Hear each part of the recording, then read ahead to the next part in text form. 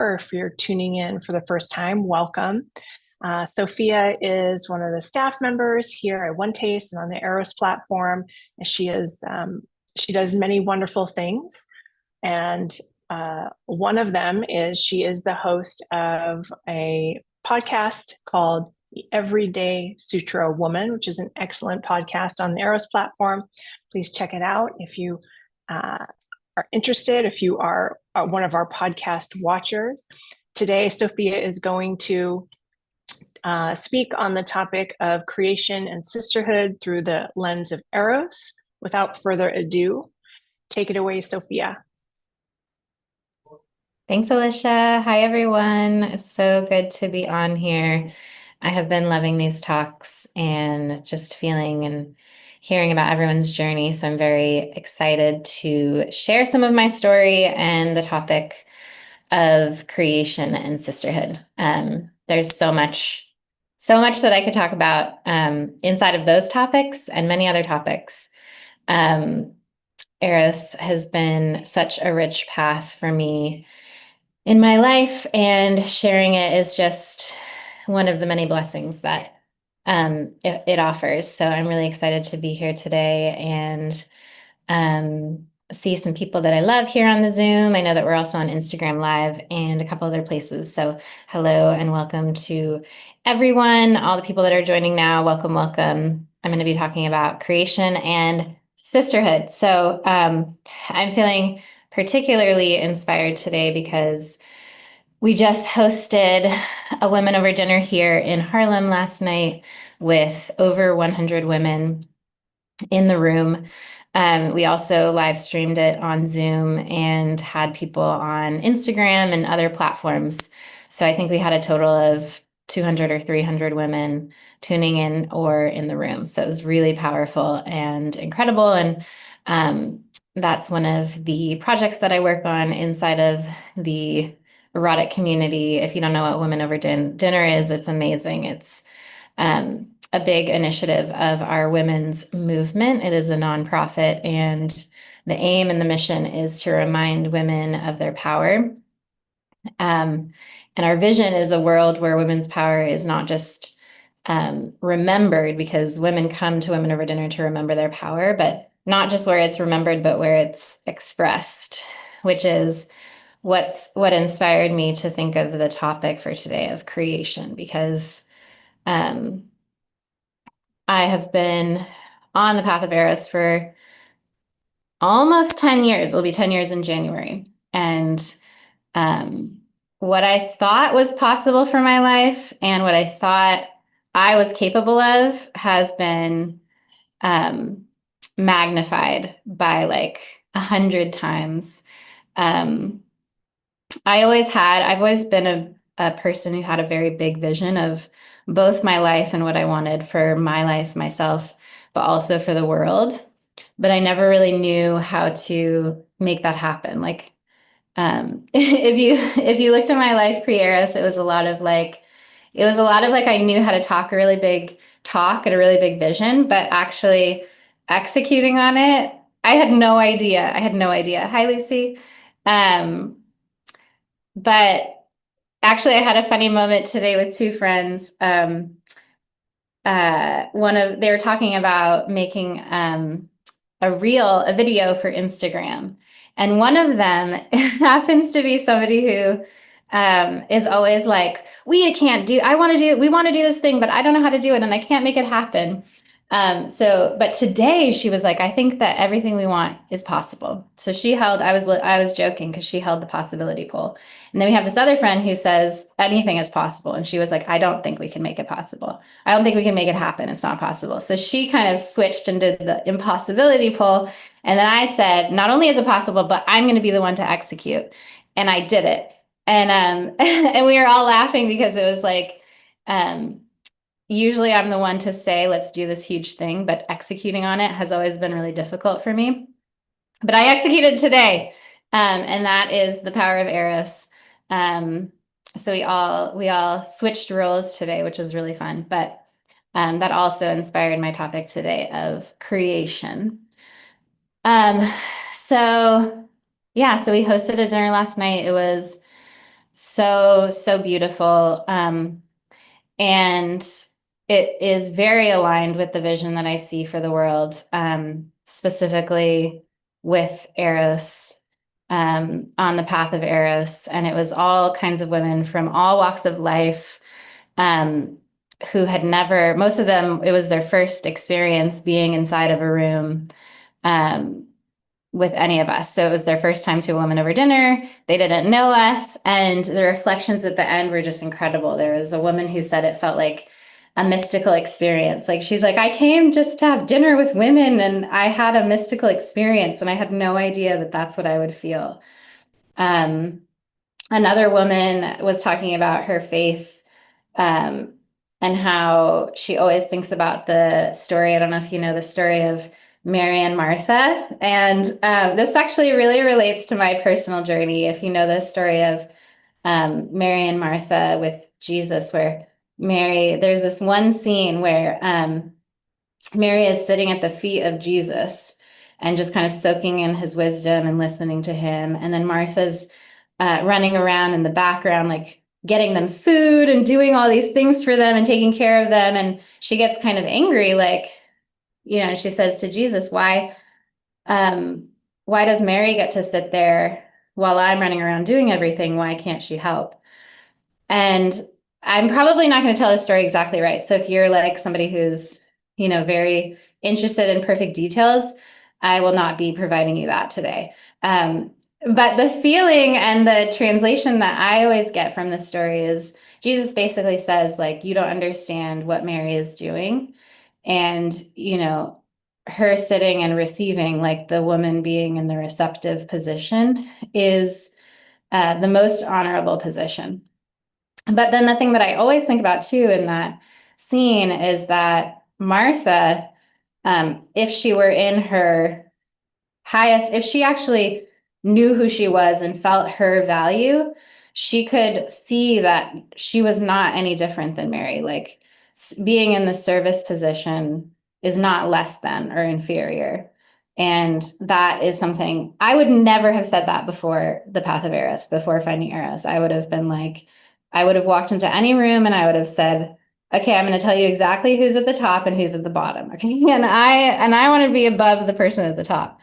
And that was how my mind worked, was constantly calculating, any room that I was in, what position I wanted to be in. And I can tell you, it was always based on appearances. It was always based on what I saw. And so the way that I experienced life was through that lens of nothing is ever enough. It felt extremely insufficient, but I also had this drive to constantly, you know, be better than everybody. And so in my mind, I was always creating scenes of like, well, how am I better than this person? I'm not even going to tell them that I am, but how can I know that I'm better than the people around me? And so it was both a feeling of inefficiency. There's never going to be enough. Feeling like I had to constantly calculate, am I better or worse than people around me? And then feeling separate from everyone, because if you're in a place of calculating, where you are on the map of hierarchy, then you're constantly, needing to compete with people and feeling like, you're not actually connected to them. But so she was sharing last night the story of how she really felt like every woman at her table, was like Mary sitting at Jesus's feet, and they all took turns sitting at each other's feet and listening to each other and just soaking it in, and how honorable it was to sit at each other's feet and just take each woman in. And that's one of the things that I love about Women Over Dinner and Eros in general, is like, we really learn how to see people, and we learn how to feel people, and we learn how to listen to people and actually listen beneath just the appearances of what you see, and the richness that brings, like, because of that lens that I've been able to both drop into in myself. Like, to me, seeing from that place is our natural state. It's not like, you know, I have to find glasses. I don't have to go out and buy special glasses to be able to see through an erotic lens. It's actually my natural state. And so being in a room, what I would call, or what we would call an erotic room to me is that, where there isn't that feeling of needing to find, you know, who's at the top, who's at the bottom, where am I? How do I get higher? How do I position myself better? There is no lack. It's in an erotic room, everything is perfect. And then I also loved the way that she talked about Martha, which is, you know, the highest honor of service. And that, you know, the change for me throughout my path of Eros has gone from wanting to be acknowledged as, you know, the superior being that I saw in my mind in this insufficiency and appearance-based lens, to how can I offer to this scene in every single scene? And it's totally shifted my life. I was just reading a sutra about, I wanted to read this line, which is,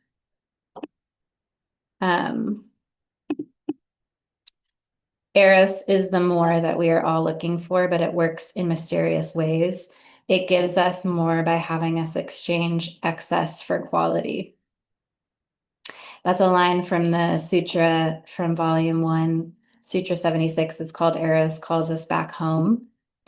And that to me is like, if you wanted to summarize my my path in Eros, it's been that, where everything that I thought I would have to attain in order to feel valuable, both through my own eyes, but through other people's eyes, has been exchanged for really exquisite quality experiences that is a lot less about, you know, the title that I carry or the relationship status that I have with certain people, or, you know, the amount of money that I have in my bank account, or like the material things that I own. And Eros, the path of Eros for me has really been like a stripping of all of those things that I put on top of my essence, where I could just walk into a room and feel what the space needs and what the scene needs. And I was thinking about last night that, you know, like 10 years ago, I would have thought that my sign of success would be that I would be the one on the stage of Women Over Dinner, but I was in the background holding the room. And it's been so fulfilling to come down into myself enough to feel like my right my right role in every scene, and to feel other women's roles in the scene. Like there's this one moment yesterday where I was, one of our cooks who was going to come help with some of the food we were preparing got sick and couldn't make it. So I was like, I'm going to step in and make the food. And I love cooking. And it was funny. I had that moment where I was like, I could be like, make it mean something, like, you know, I was holding the whole thing and then with the friend, and now I'm cooking, like just chopping vegetables. And if you look at that, like, if you just look at that, like, you know, it doesn't look honorable in my eyes. Okay. I don't think that everybody would think that, but in my eyes, it didn't. But I had this moment where I was like, oh, that's actually what I want in this moment. Like, it wasn't just a coincidence that this person got sick and couldn't make it. I actually wanted to step into every scene and add my love and my brilliance and get filled up by that. And, and then I had a moment when I was cooking and I was like, oh, I really need, the women who are coming to this event and volunteering to, be more engaged during the day, like, so that they feel like they're ready when they come into the space. And I felt like, I have a friend who's really good at that, and she also is involved in Women Over Dinner and the women's movement. So I messaged her and said, hey, this is actually what you do brilliantly. Can you do it from afar? Because she wasn't actually in New York. And she just stepped in and did it. And it was like, I could feel, because of my ability to feel through the practice of orgasmic meditation and through the path of Eros, that, I could feel like all of each of our resources as women, like where our brilliance gets to come out, and then I could feel her. I could feel her more inside of the dinner, and she lives in LA. Like, it was so cool to feel that experience of like all of us putting our resources into the pot, and then all throughout the dinner, I could feel like, oh, like that little thing that I just saw and witnessed was like, this person's brilliance, and that was this person's brilliance, and then there was something that I said that I wanted 2 weeks ago. And then it happened in the dinner, and it was like, oh my God, like that's so cool how we can just really drop into this place of what we would call the mycelium network, which is like, like the network of mushrooms or trees where they're communicating. If you look at a tree from the surface, this is what I always have to tell myself, because I am, if you're familiar with our program, The Art of Addiction, the program totally changed my life, because I used to say, oh, I'm an addict and it's some kind of substance. I just don't know what it is yet. But my substance happens to be status and prestige, which is like, not a substance. Okay. It's actually quite insidious, because it's even more invisible. I don't have a bottle, but I do have a calculating mind, again, that's walking into every room, looking at, my place and everyone else's place. And it is an obsession, to the point where when I really saw how much energy it took, I realized that it was an art, and when I started to fill up, from my practice of orgasmic meditation, and actually come more into my body,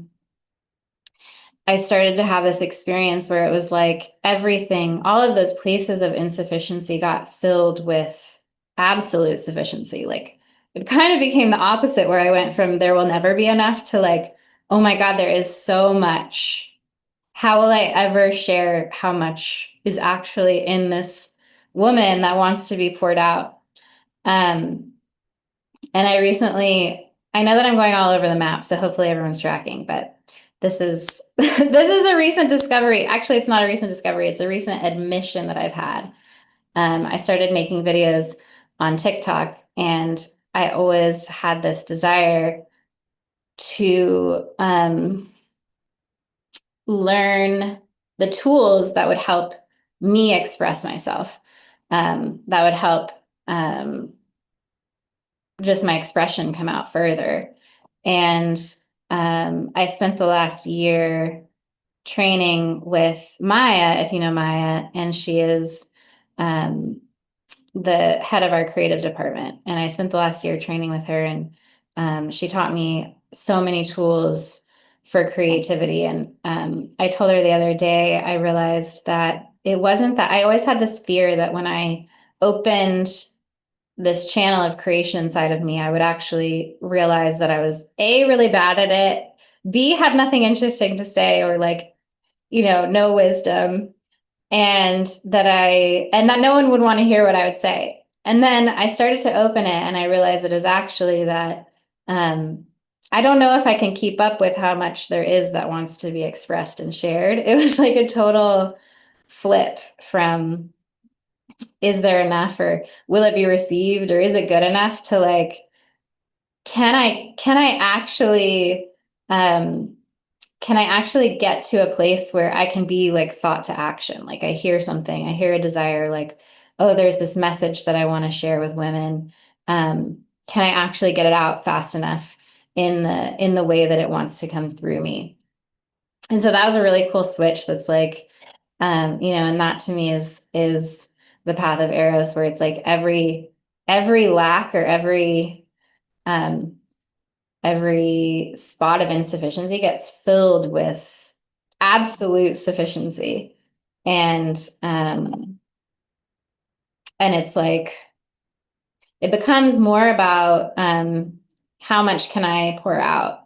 I think a lot about the world that we live in, um, and how no matter how much technology advances or how much material wealth we accumulate, there always seems to be this like, am I good enough, or am I loved enough, or will I have enough? And I think that we've gotten to a place as a culture where I think we can actually just admit that it's not anything external. Like, I don't think that we could have anything more. Like, I don't think it's going to be that one other thing that's like, oh, that's the thing that was missing from my life. Like, I think that we've tested it enough, And and I think that we can actually just admit like that there's um something invisible that we're seeking. And for me, that's what I found in the path of Eros. And it's like that quote that I read of Eros will give us more by having us exchange excess for quality. And that to me is what has been, that to me is what I've experienced 100-fold on this path. And what I would want for every woman, because I was in this room with 100 women last night, and yes, the food was amazing, both beautiful and nourishing. Um, but there was something more than just like um, the external beauty of the woman, because wow, every woman felt like a piece of art. Um, there was something more than that. There was something more than just the delicious food. It was like, um, the perfume and the essence of a woman just kind of wafted through the entire room to the point where every woman got full.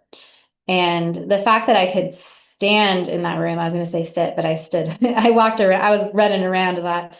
The fact that I could be in that room and feel um, the attention off of myself, that place where I'm like, do people like me? Is what I said, like, are people going to like what I said? And constantly like that judging mind, that looking for approval mind or value mind.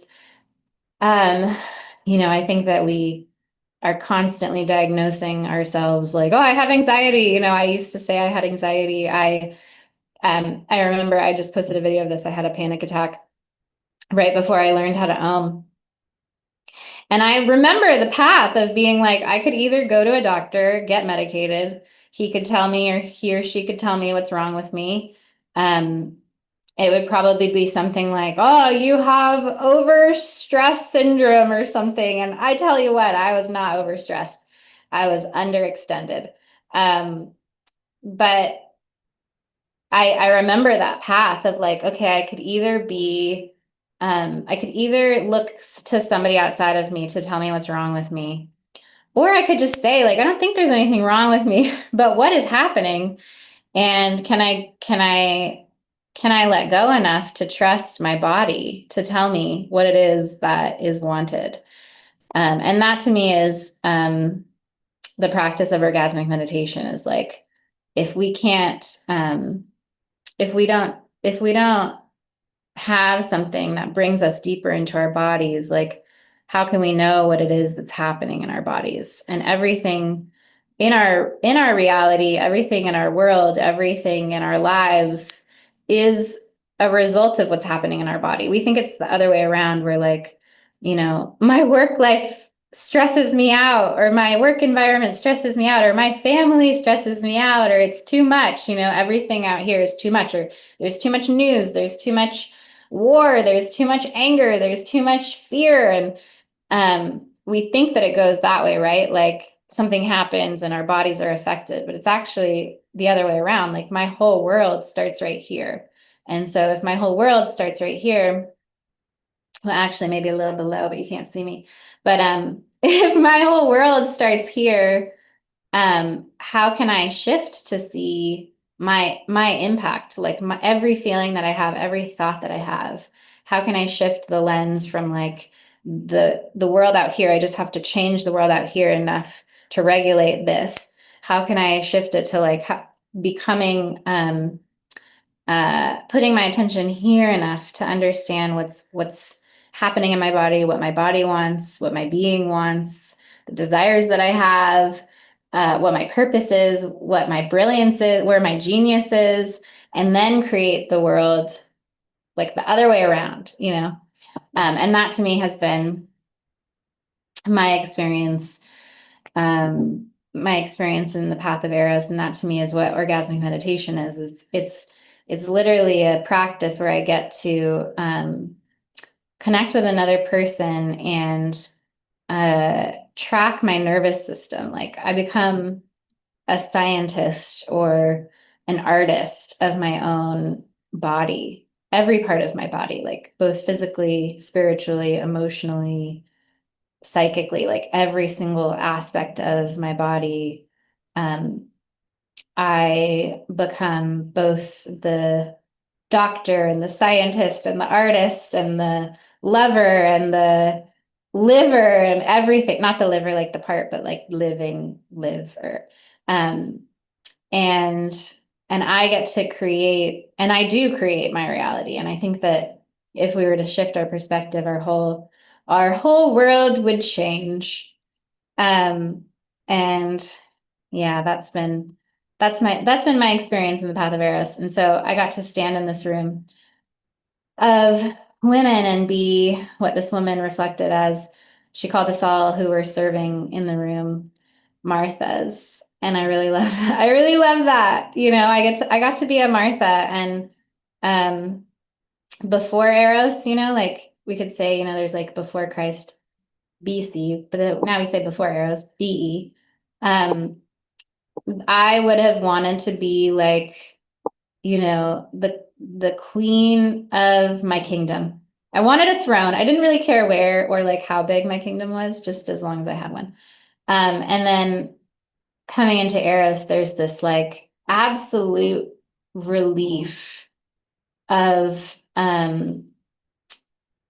connecting to a network of women, I'm going to say, but the men hold a huge pull inside of it too, um, where where all of me gets to come out, like all different parts of me get to come out, you know, not just on the surface, but also on the surface, you know, where I get to like, in one day yesterday, I I cooked, I set up a space, I swept, I welcomed women in, I talked to women, I ran a microphone, you know, like I just like in one day went through all different kinds of scenes and was so fulfilled by it. You know, it's like I think um that thing where that I was talking about where it was like um you know, it's not that I don't have enough or that I'm not enough. It's actually that there's so much. And can I tap into the network where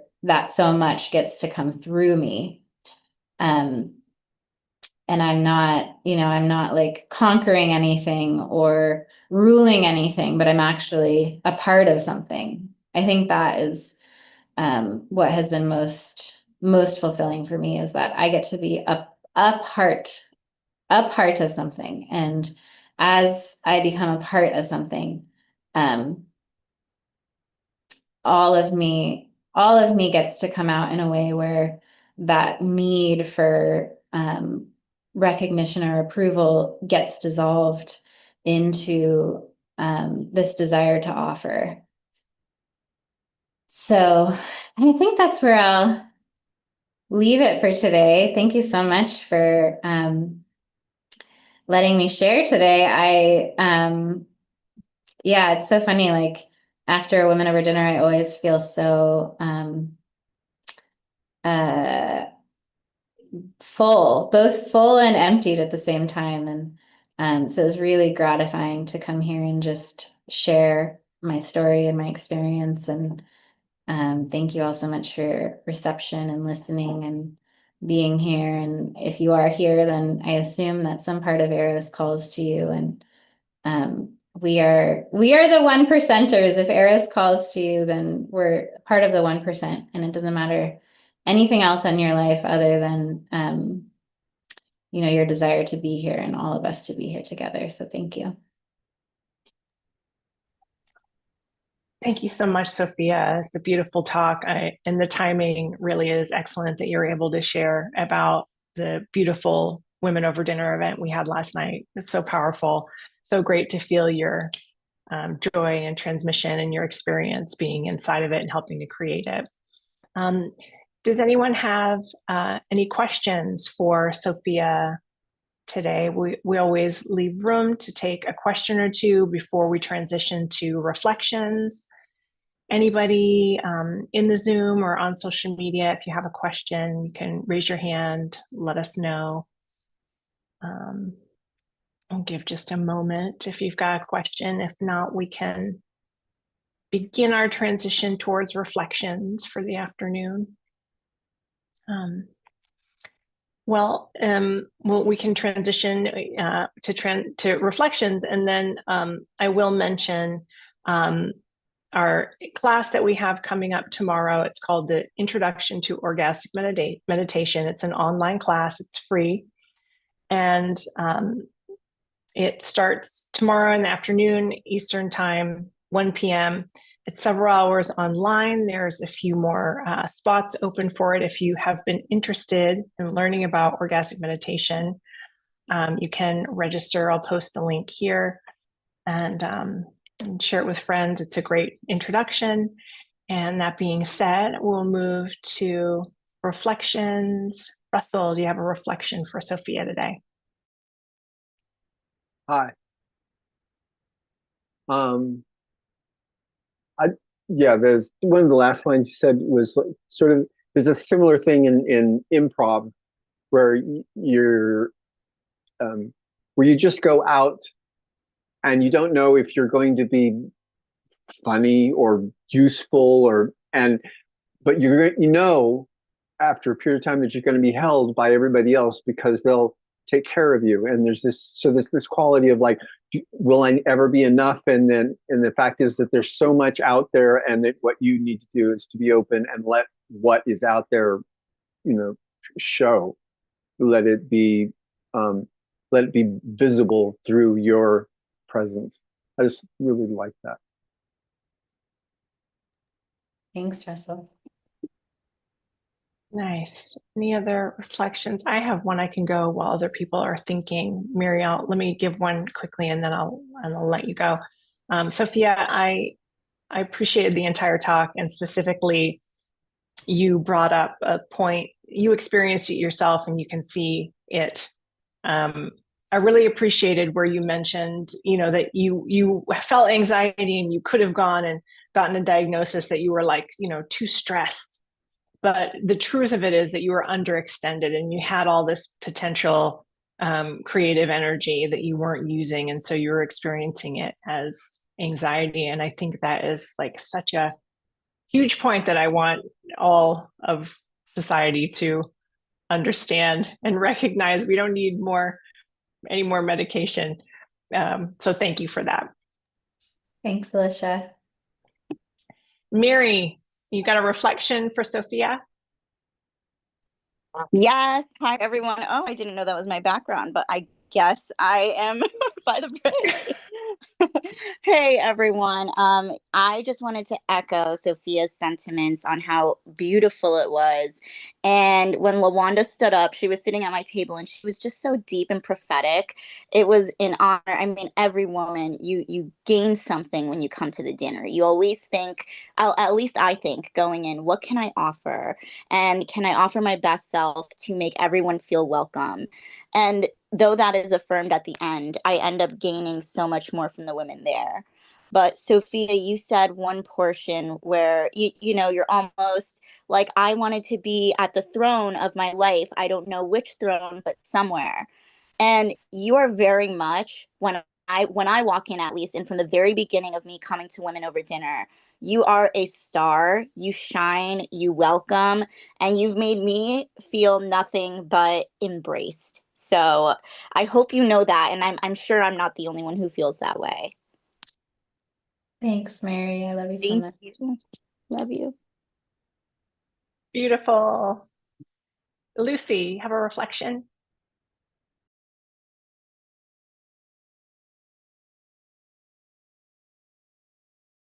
Get yourself off mute there. Okay. All right. Hello, Sophia. There was a moment when you were talking about realizing what your addiction was.